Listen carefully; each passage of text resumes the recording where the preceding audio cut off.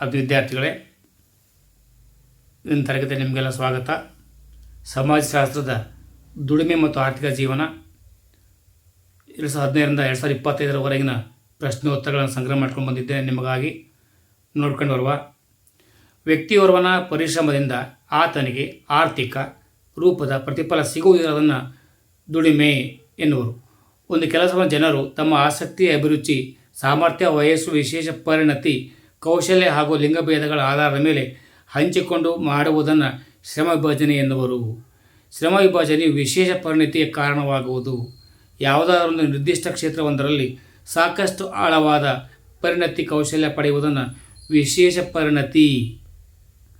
ಕೂಲಿ, ಸಂಬಳ ಅಥವಾ ಇನ್ಯಾವುದೇ ಭೌತಿಕ ರೂಪದ ಪ್ರತಿಫಲ ನೀಡುವ ದುಡಿಮೆಯ ಚಟುವಟಿಕೆ ಕೂಲಿ ಸಹಿತ ದುಡಿಮೆ ಎನಿಸಿಕೊಳ್ಳುವುದು. ಲಾಭ ಅಥವಾ ಆರ್ಥಿಕ ಪ್ರತಿಫಲವಿಲ್ಲದ ಕ್ರಿಯೆಯನ್ನು ಕೂಲಿ ರಹಿತ ದುಡಿಮೆ ಎನ್ನುವರು. ದುಡಿಮೆ ಮತ್ತು ಕೂಲಿ ಹಂಚಿಕೆಯಲ್ಲಿ ಕಾಣಬರುವ ಅಸಮಾನತೆಯನ್ನು ದುಡಿಮೆಯ ತಾರತಮ್ಯ ಎನ್ನುವರು. ದುಡಿಮೆಯಲ್ಲಿನ ತಾರತಮ್ಯ ನಿವಾರಿಸಲು ಸಮಾನ ವೇತನ ಕಾಯ್ದೆ 1976ರಲ್ಲಿ ಜಾರಿಗೆ ಬಂದಿತ್ತು. ಜೂನ್ 17ರಲ್ಲಿ ಕೇಳಿದರು, ಏಪ್ರಿಲ್ 16ರಲ್ಲಿ ಕೇಳಿದರು, ಜೂನ್ 18ರಲ್ಲಿ ಕೇಳಿದರು, ಜುಲೈ 25ರ ಪರೀಕ್ಷೆ 3ರಲ್ಲಿ ಈ ಅಂಶವನ್ನು ಕೇಳಲಾಗಿದೆ. ಕೂಲಿ ನೀಡುವುದರಲ್ಲಿರುವ ಭೇದ ಭಾವವು ಅಕ್ಷರ ಪ್ರಮಾಣ ಹೆಚ್ಚಾದಂತೆ ಕಡಿಮೆಯಾಗುತ್ತದೆ. ದುಡಿಮೆಯ ವಯಸ್ಸು, ಸಾಮರ್ಥ್ಯ, ಆಸಕ್ತಿ, ಅರ್ಹತೆ ಇದ್ದರೂ ಉದ್ಯೋಗ ಸಿಗದ ಪರಿಸ್ಥಿತಿಗೆ ನಿರುದ್ಯೋಗ ಎನ್ನುವರು. ಮಾರ್ಚ್ 1ರ ಪರೀಕ್ಷೆ 2021ರಲ್ಲಿ ಕೇಳಿದ್ದಾರೆ. ವಿಶೇಷ ತರಬೇತಿ ಹೊಂದಿರದ ಕಾರ್ಮಿಕರನ್ನು ಅಸಂಘಟಿತ ಕೆಲಸಗಾರರು ಎಂದು ಕರೆಯುತ್ತಾರೆ. ವಿಶೇಷ ತರಬೇತಿ ಹೊಂದಿದ ಕಾರ್ಮಿಕರನ್ನು ಸಂಘಟಿತ ಕೆಲಸಗಾರರು. ಸಂಘಟಿತ ಕೆಲಸಗಾರರು ಸರ್ಕಾರಿ ನೌಕರರಾಗಿರುತ್ತಾರೆ. ಎಲ್ಲ ವ್ಯವಹಾರಗಳನ್ನು ಬರ ರೂಪದಲ್ಲಿರುತ್ತವೆ. ಮಾರ್ಚ್ 3ರ ಪರೀಕ್ಷೆ 2025ರಲ್ಲಿ ಕೇಳಲಾಗಿತ್ತು. ಅಸಂಘಟಿತ ಕೆಲಸಗಾರರು ನಿಯಂತ್ರಣಕ್ಕೊಳಪಟ್ಟಿರುವುದಿಲ್ಲ. ಉದ್ದೇಶವೊಂದರ ಸಾಧನೆಗಾಗಿ ಮಾಡುವ ಕೆಲಸವನ್ನು ದುಡಿಮೆ ಎನ್ನುವರು. ಆರ್ಥಿಕ ಹಿತಾಸಕ್ತಿ ಮತ್ತು ಶ್ರಮ ವಿಭಜನೆಯಿಂದ ವರ್ಗ ವ್ಯವಸ್ಥೆ ಹುಟ್ಟಿಕೊಂಡಿತು. ಗೃಹಿಣಿ ಮಾಡುವ ಕೆಲಸ ಮತ್ತು ದುಡಿಮೆಗೆ ಆತ್ಮಸಂತೋಷಕ್ಕಾಗಿ ಚಿತ್ರ ಬಿಡಿಸುವುದು ಸಂಭಾವನಾ ರಹಿತಕ್ಕೆ ಉದಾಹರಣೆಯಾಗಿದೆ. ಜೂನ್ 22ರಲ್ಲಿ, ಏಪ್ರಿಲ್ 22ರಲ್ಲಿ ಈ ಪ್ರಶ್ನೆ ಕೇಳಿದ್ದರು. ಸಂಘಟಿತ ಕೆಲಸಗಾರರಿಗೆ ಉದಾಹರಣೆ ಶಿಕ್ಷಕರು, ವಿಮಾ ಕಂಪನಿ, ಬ್ಯಾಂಕ್ ನೌಕರರು ಇತ್ಯಾದಿ. ಆಧುನಿಕ ಕಾಲದಲ್ಲಿ ಕೈಗಾರಿಕೀಕರಣದಿಂದ ವರ್ಗ ವ್ಯವಸ್ಥೆ ಹೆಚ್ಚುತ್ತಿದೆ. ಶ್ರಮ ವಿಭಜನೆ ಅನುಕೂಲಗಳನ್ನು ತಿಳಿಸಿ ಅಥವಾ ವಿಶೇಷ ಪರಿಣತಿ ಆದ್ಯತೆ ಪಡೆದಿದೆ ಹೇಗೆ? ಸೆಪ್ಟೆಂಬರ್ 20ರ, ಮಾರ್ಚ್ 1ರ ಪರೀಕ್ಷೆ, 21ರ ಪರೀಕ್ಷೆಯಲ್ಲಿ ಕೇಳಿದರು. ಶ್ರಮ ವಿಭಜನೆ ವಿಶೇಷ ಪರಿಣತಿ ಕಾರಣವಾಗುವುದು. ವಿವಿಧ ಕ್ಷೇತ್ರಗಳಲ್ಲಿ ಆರ್ಥಿಕ ಲಾಭ ಪಡೆಯಲು ಸಹಾಯ, ಆರ್ಥಿಕ ಹಿತಾಸಕ್ತಿ ಮತ್ತು ವರ್ಗ ವ್ಯವಸ್ಥೆ ಸೃಷ್ಟಿ, ಕೈಗಾರಿಕೋದ್ಯಮಗಳ ಸ್ಥಾಪನೆಗೆ ಅನುಕೂಲ, ವ್ಯಾಪಾರ ಮತ್ತು ವಾಣಿಜ್ಯೋದ್ಯಮಗಳು ವಿಸ್ತಾರಗೊಂಡವು. ಭಾರತದಲ್ಲಿ ದುಡಿಮೆಯಲ್ಲಿನ ಅಸಮಾನತೆ ಅಥವಾ ತಾರತಮ್ಯ ಸ್ವರೂಪವನ್ನು ವಿವರಿಸಿ. ಮಾರ್ಚ್ 1ರಲ್ಲಿ 19ರಲ್ಲಿ ಪ್ರಶ್ನೆ ಕೇಳಿದರು. ಸ್ತ್ರೀ ಪುರುಷರ ಉದ್ಯೋಗಗಳು ಒಂದೇ ಸಮನಾಗಿಲ್ಲ. ಪುರುಷರಿಗೆ ಉತ್ತಮ ಸ್ವರೂಪದ ಉದ್ಯೋಗಗಳನ್ನು ನೀಡಲಾಗುತ್ತದೆ. ಪುರುಷರಿಗೆ ಹೆಚ್ಚಿನ ಸಂಬಳ ಮತ್ತು ಹೊಣೆಗಾರಿಕೆ ನೀಡಲಾಗುತ್ತದೆ. ಸ್ತ್ರೀಯರಿಗೆ ಕಡಿಮೆ ಮಟ್ಟದ ಉದ್ಯೋಗ, ಹೊಣೆಗಾರಿಕೆ, ಸಂಬಳ ನೀಡಲಾಗುತ್ತದೆ. ಅಸಂಘಟಿತ ಕ್ಷೇತ್ರದಲ್ಲಿ ಇವು ಕಂಡುಬರುತ್ತವೆ. ಪುರುಷರಿಗೆ ಸರಿಸಮಾನವಾಗಿ ಸ್ತ್ರೀಯರು ದುಡಿಯುವ ಸಂದರ್ಭದಲ್ಲೂ ಅವರಿಗೆ ಕಡಿಮೆ ವೇತನ ನೀಡಲಾಗುತ್ತದೆ. ಕೃಷಿಕ ಸಮಾಜವು ಕೂಡ ಲಿಂಗ, ವಯಸ್ಸು, ಸಾಮರ್ಥ್ಯ ಆಧಾರದ ಮೇಲೆ ಕೆಲಸಗಳು ಅಸಮಾನವಾಗಿ ಹಂಚಿಕೆಯಾಗಿವೆ. ನಿರುದ್ಯೋಗದ ಕಾರಣಗಳಾವವು? ರಾಷ್ಟ್ರೀಯ ಪೂರ್ವ ಸಿದ್ಧತಾ ಪರೀಕ್ಷೆ 19, ರಾಷ್ಟ್ರೀಯ ಪೂರ್ವ ಸಿದ್ಧತಾ ಪರೀಕ್ಷೆ 23, ಏಪ್ರಿಲ್ 1, 24ರ ಪರೀಕ್ಷೆ, ಮಾರ್ಚ್ 2ರ ಪರೀಕ್ಷೆ 25ರಲ್ಲಿ ಕೇಳಿದ್ರು. ಅತಿಯಾದ ಜನಸಂಖ್ಯೆ, ಯಾಂತ್ರೀಕರಣ, ಅತಿಯಾದ ಶ್ರಮ ವಿಭಜನೆ, ಸಾಮಾಜಿಕ ಅಸಮಾನತೆ, ಬಂಡವಾಳದ ಕೊರತೆ, ಅನಕ್ಷರತೆ. ನಿರುದ್ಯೋಗದ ಪರಿಣಾಮಗಳಾವವು? ಅಥವಾ ಭಾರತದಲ್ಲಿ ನಿರುದ್ಯೋಗ ಒಂದು ಗಂಭೀರ ಸಮಸ್ಯೆ, ಹೇಗೆ ವಿವರಿಸಿ? ಜೂನ್ 18ರ ಪರೀಕ್ಷೆಯಲ್ಲಿ ಕೇಳಿದರು. 19ರಲ್ಲಿ ಕೂಡ ಇದನ್ನು ಕೇಳಲಾಗಿದೆ. ಬಡತನ, ಅನಾರೋಗ್ಯ, ಭ್ರಷ್ಟಾಚಾರ, ಕೌಟುಂಬಿಕ ವಿಘಟನೆ, ಮೋಸ, ವಂಚನೆ, ಕಳ್ಳತನ, ವ್ಯಭಿಚಾರ ಮುಂತಾದ ಪರಿಣಾಮಗಳಿಗೆ ಕಾರಣವಾಗುವುದು ನಿರುದ್ಯೋಗ ಆಗಿದೆ. ನಿರುದ್ಯೋಗ ಸಮಸ್ಯೆಗೆ ಪರಿಹಾರ ಕ್ರಮಗಳಾವವು? ವಿವರಿಸಿ. ಏಪ್ರಿಲ್ 16ರಲ್ಲಿ ಇದನ್ನು ಕೇಳಲಾಗಿತ್ತು. ಏಪ್ರಿಲ್ 17ರಲ್ಲಿ ರಾಷ್ಟ್ರೀಯ ಪೂರ್ವ ಸಿದ್ಧತಾ ಪರೀಕ್ಷೆ ಕೇಳಲಾಗಿತ್ತು.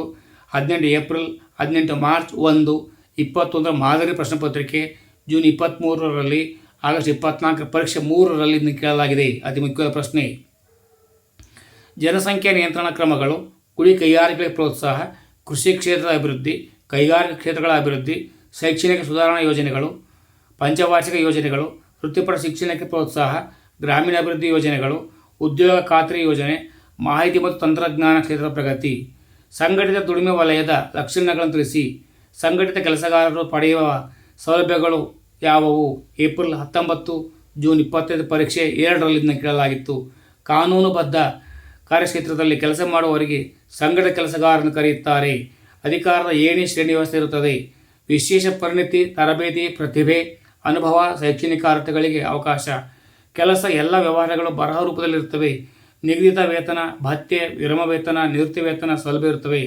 ವೈದ್ಯಕೀಯ ಸೌಲಭ್ಯವಿರುತ್ತದೆ. ನಿಗದಿತ ಸಮಯವಿರುತ್ತದೆ. ಉದಾಹರಣೆ ಸರ್ಕಾರಿ ಇಲಾಖೆ, ಶಾಲಾ ಕಾಲೇಜುಗಳು, ಸೈನ್ಯ ಇತ್ಯಾದಿ. ಅಸಂಘಟಿತ ಕೆಲಸಗಾರರ ಸಮಸ್ಯೆಗಳಾವವು? ಜೂನ್ 16, ಮಾರ್ಚ್ 19ನೇ ಸಾಲಿನ ಪರೀಕ್ಷೆ, ಜೂನ್ 19ರ ಪರೀಕ್ಷೆ, ಏಪ್ರಿಲ್ 22ರಲ್ಲಿ, ಜೂನ್ 22ರಲ್ಲಿ, ಏಪ್ರಿಲ್ 23, ಮಾರ್ಚ್ 2ರ ಪರೀಕ್ಷೆ, 25 ಜುಲೈನಲ್ಲಿ, 25 ಪರೀಕ್ಷೆ 3ರಲ್ಲಿ ಕೇಳಿದ್ರು. ಅಸಂಘಟಿತ ಕೆಲಸಗಾರರಿಗೆ ಯಾವುದೇ ನಿಗದಿತ ನಿಯಮ ಕಾಯ್ದೆಗಳಿರುವುದಿಲ್ಲ. ಕಡಿಮೆ ಕೂಲಿ ನೀಡಲಾಗುತ್ತದೆ. ಉಚಿತ ವೈದ್ಯಕೀಯ ಸೌಲಭ್ಯಗಳಿರುವುದಿಲ್ಲ. ಕೆಲಸಕ್ಕೆ ಭದ್ರತೆ ಇರುವುದಿಲ್ಲ. ನಿಗದಿತ ವೇತನ ಇರುವುದಿಲ್ಲ. ನಿವೃತ್ತಿ ವೇತನ ಇರುವುದಿಲ್ಲ. ಭತ್ಯೆ ಸೌಲಭ್ಯಗಳು ಇರುವುದಿಲ್ಲ. ಉದ್ಯೋಗಪತಿಗಳಿಂದ ಶೋಷಣೆಗೆ ಒಳಗಾಗುವ ಸಾಧ್ಯತೆಗಳೇ ಹೆಚ್ಚು. ಸಂಘಟಿತ ಮತ್ತು ಅಸಂಘಟಿತ ಕೆಲಸಗಾರರ ನಡುವಿನ ವ್ಯತ್ಯಾಸಗಳಾವವು? ಏಪ್ರಿಲ್ 15, ಜೂನ್ 15, ಜೂನ್ 20, ಮಾರ್ಚ್ 2ರ ಪರೀಕ್ಷೆ, 20ರ ಪರೀಕ್ಷೆ, 23 ಮಾದರಿ 1ರಲ್ಲಿ ಕೇಳಿದರು. ಈಗ ಸಂಘಟಿತ ಕೆಲಸಗಾರ ನೋಡ್ಕೊಂಡು ಬರುವ. ಅಧಿಕಾರಿ ಏಣಿ ಶ್ರೇಣಿ ವ್ಯವಸ್ಥೆ ಇರುತ್ತದೆ. ವಿಶೇಷ ಪರಿಣಿತಿ, ತರಬೇತಿ ಹೊಂದಿರುತ್ತಾರೆ. ಶೈಕ್ಷಣಿಕ ಅನುಭವ ಹೊಂದಿರುತ್ತಾರೆ. ನಿಗದಿತ ವೇತನ, ಭತ್ಯೆಗಳು ಇರ್ತವೆ. ನಿವೃತ್ತಿ ವೇತನ, ವೈದ್ಯಕೀಯ ಸೌಲಭ್ಯಗಳಿರ್ತವೆ. ನಿಗದಿತ ಸಮಯ ರಜಾ ಸೌಲಭ್ಯಗಳಿರುತ್ತವೆ. ಸರ್ಕಾರಿ ಇಲಾಖೆ, ಶಾಲಾ ಕಾಲೇಜು, ವಾಣಿಜ್ಯ ಬ್ಯಾಂಕ್, ಸೈನಿಕರು ಇಲ್ಲಿ ನೋಡ್ಬೋದಾಗಿದೆ. ಇದರ ವಿರುದ್ಧವಾಗಿ ಅಸಂಘಟಿತ ಕೆಲಸಗಾರ ನೋಡ್ಕೊಂಬರೋದಾದರೆ ಏಣಿ ಶ್ರೇಣಿ ವ್ಯವಸ್ಥೆ ಇರೋದಿಲ್ಲ. ಪರಿಣಿತಿ ತರಬೇತಿ ಇರುವುದಿಲ್ಲ. ನಿಗದಿತ ವೇತನಗಳಾಗಲಿ, ಭತ್ಯೆಗಳಾಗಲಿ, ನಿವೃತ್ತಿ ವೇತನಗಳಾಗಲಿ, ವೈದ್ಯಕೀಯ ಸೌಲಭ್ಯಗಳಾಗಲಿ ಇರುವುದಿಲ್ಲ. ನಿಗದಿತ ಸಮಯ ರಜೆ ಸೌಲಭ್ಯಗಳಿರುವುದಿಲ್ಲ. ಗೃಹ ನಿರ್ಮಾಣ ಕೂಲಿಕಾರರು, ಕೃಷಿ ಕಾರ್ಮಿಕರು, ತರಕಾರಿ ಮಾರುವವರು, ಮನೆ ಕೆಲಸಗಾರರು ಉದಾಹರಣೆ. ಮಾರ್ಚ್ ಪರೀಕ್ಷೆ 25ರಲ್ಲಿ ಕೇಳಿದ್ರು. ಕೂಲಿ ಸಹಿತ ಮತ್ತು ಕೂಲಿ ರಹಿತ ದುಡಿಮೆ ವ್ಯತ್ಯಾಸ ತಿಳಿಸಿ. ಏಪ್ರಿಲ್ 1, 24ರಲ್ಲಿ ಕೇಳಿದರು. ಕೂಲಿ ಸಹಿತ ದುಡಿಮೆ, ಕೂಲಿ ಸಂಬಳ ಇನ್ಯಾವುದೇ ಭೌತಿಕ ರೂಪದ ಪ್ರತಿಫಲಕ್ಕಾಗಿ ದುಡಿಯುವ ಚಟುವಟಿಕೆಗೆ ಕೂಲಿ ಸಹಿತ ದುಡಿಮೆ ಎನ್ನುವರು. ಆರ್ಥಿಕ ಪ್ರತಿಫಲಕ್ಕಾಗಿ ದುಡಿಯುವರು. ವಾಹನ ರಿಪೇರಿ, ಶಾಲೆ, ಎಲ್ಲಿ ಉಪನ್ಯಾಸ ಮಾಡುವುದು, ಕಾರ್ಖಾನೆ, ಇಲ್ಲಿ ದುಡಿಮೆ ಇತ್ಯಾದಿ. ಕೂಲಿ ರೈತ ನೋಡ್ಲಿಕ್ಕೆ ಬಂದರೆ ಆರ್ಥಿಕ ಲಾಭದ ಪ್ರತಿಫಲವಿಲ್ಲದ ದುಡಿಯುವ ಚಟುವಟಿಕೆಗೆ ಕೂಲಿ ರಹಿತ ದುಡಿಮೆ ಎನ್ನುವರು. ಮನಸಂತೋಷದ ದೃಷ್ಟಿಯಿಂದ ಚಟುವಟಿಕೆಯಲ್ಲಿ ತೊಡಗುವರು. ಕಲಾಕಾರರು ಆತ್ಮಸಂತೋಷಕ್ಕಾಗಿ ಚಿತ್ರ ಬಿಡಿಸುವರು. ಗೃಹಿಣಿ ಮಾಡುವ ಕೆಲಸ, ಮನೆ ಕೆಲಸಗಾರರು. ಮಾರ್ಚ್ ಮತ್ತು ಏಪ್ರಿಲ್ 25 ಪರೀಕ್ಷೆ ಕೇಳಿದರು. ಈ ಪಾಠದಲ್ಲಿ ಅತಿ ಮುಖ್ಯವಾದ ಪ್ರಶ್ನೋತ್ತರಗಳಾಗಿವೆ. ಚೆನ್ನಾಗಿ ಅಭ್ಯಾಸ ಮಾಡಿಕೊಳ್ಳಿ. ಇನ್ನೂ ಹೆಚ್ಚಿನ ವಿಷಯದೊಂದಿಗೆ ಮುಂದಿನ ಸಂಚಿಕೆಯಲ್ಲಿ ನಾನು ಬರಲಿದ್ದೇನೆ. ಯಾರೆಲ್ಲ ಸಬ್ಸ್ಕ್ರೈಬ್ ಮಾಡಿಕೊಳ್ಳಿ. ನನ್ನ ಧ್ವನಿಗೆ ಬೆಂಬಲ ನೀಡಿ. ಸರ್ವೇ ಜನೋ ಸುಖಿನೋ ಭವಂತು. ಜೈ ಹಿಂದ್, ಜೈ ಕರ್ನಾಟಕ, ಜೈ ಭಾರತ್ ಮಾತೆ. ಸರ್ವರಿಗೂ ಶುಭವಾಗಲಿ.